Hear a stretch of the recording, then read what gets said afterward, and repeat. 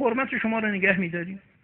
سبحان الله، یک چیزی به خاطرم آمد خیلی سخت گفتنش، رحمت خدا بر روح علامه یمینی بود.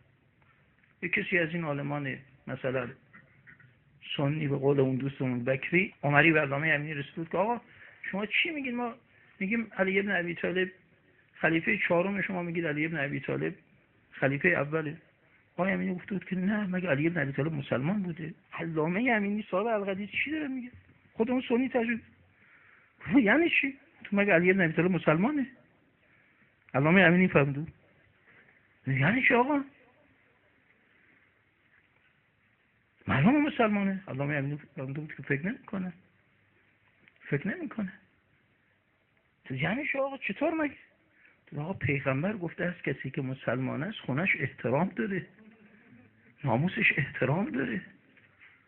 این حداقل مسلمانی است.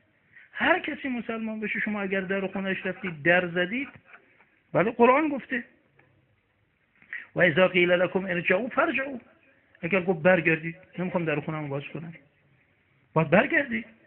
یعنی چطور مسلمانی بود که رفتید در خونش؟ شما معتقد به مسلمانی علی ابن ابی طالب هستید؟ مگر زهرا به شما نگفت برگردید؟